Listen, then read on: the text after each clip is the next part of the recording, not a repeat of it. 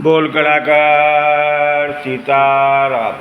प्रिय भक्तों, कलाकार सीताराम चैनल के माध्यम से मैं आपको 10वीं तिथि के विषय में बताने जा रहा हूँ। मुनिवर महात्मा कहते हैं, राजन, जिस प्रकार भगवान के कानों से दसों दिशा की उत्पत्ति हुई, मैं वो कथा कहता हूँ।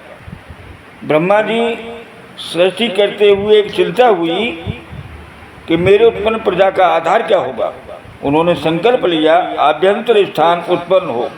उनके इस प्रकार विचार करते ही परम प्रभु के कानों से 10 तेजस्वी कन्या का प्रादुर्भाव हुआ।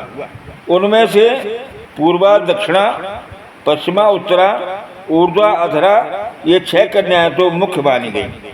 साथ ही उन कन्याओं के मध्य और 4 कन्याएं जो परम सुंदर रूप वाली, गंभीर भाषा वाली थी, भाग्यशालिनी उत्पन्न हुई। उस समय सभी कन्याओं ने बड़ी नम्रता से भगवान ब्रह्मा से कहा कि प्रभु, हमारे लिए कोई रहने को स्थान तथा हमारे पतियों का निर्माण आप करें, जिनके साथ सुख पूर्वक रह सके।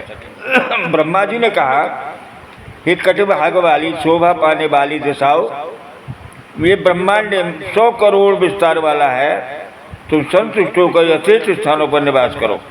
शीघ्र ही तुम्हारे अनुरूप नवयुक्त पतियों का मैं निर्माण करता हूँ। इस प्रकार ब्रह्मा जी ने उसी क्षण महान पराक्रमी लोकपालों की रचना की और कन्याओं से कहा कि तुम अपने अनुरूप इन पतियों को चुनो। उनका व्रत पालन करने वाले राजन, उस अवसर पर प्रभु ने पूर्वा नाम की कन्या इंद्र को दी, आग्नेयी दिक् नाम की कन्या अग्निदेव को दी और दक्षिणा का यम के साथ, नैर्यत्रेयी का नैर्यति के साथ, पश्चिमा का वरुण के साथ, वायव्य दिक् का वायु के साथ, उत्तरा का कुबेर के साथ और ईशानी दिक् का भगवान शंकर के साथ विवाह का प्रबंध किया। ऊर्ध्व दिशा के अधिष्ठाता वे स्वयं बने और अधोलोक के अध्यक्षता उन्होंने शेषनाग को दी। इस प्रकार दिशाओं के पति प्रदान करने के बाद ब्रह्मा जी ने ये सभी काम 10वीं तिथि को किए थे। यह तिथि उनके अत्यंत प्रिय बन गई।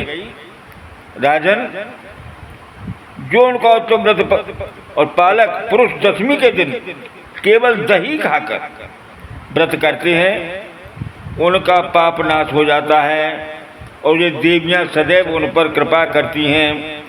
जो मनुष्य मन को वश में करके दिशाओं के जन्मादि के संबंध में ये प्रसंग को सुनता है, कहता है, वो सभी लोकों में प्रतिष्ठित होकर और प्रतिष्ठा पाता है। अंत में ब्रह्मा जी लोक को जाता है, इसमें कोई संशय नहीं है।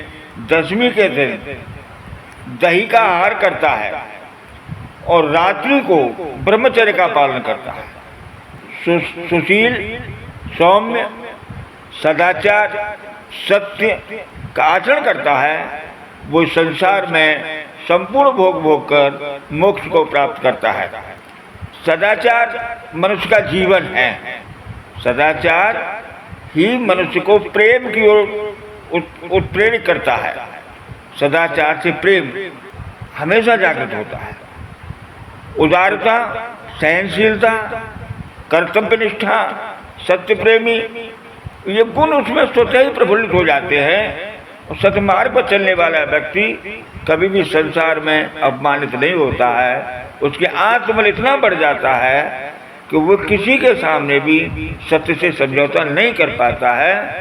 जो इस 10वीं कथा को, इस 10वीं की उन दिशाओं को, उत्पत्ति को सुनता है, वो संसार में सुख भोग अंत में मोक्ष को प्राप्त होता है। ये 10वीं तिथि का उत्पत्ति और इसका महत्व मैंने आपको बताया। बोल कलाकार सीताराम।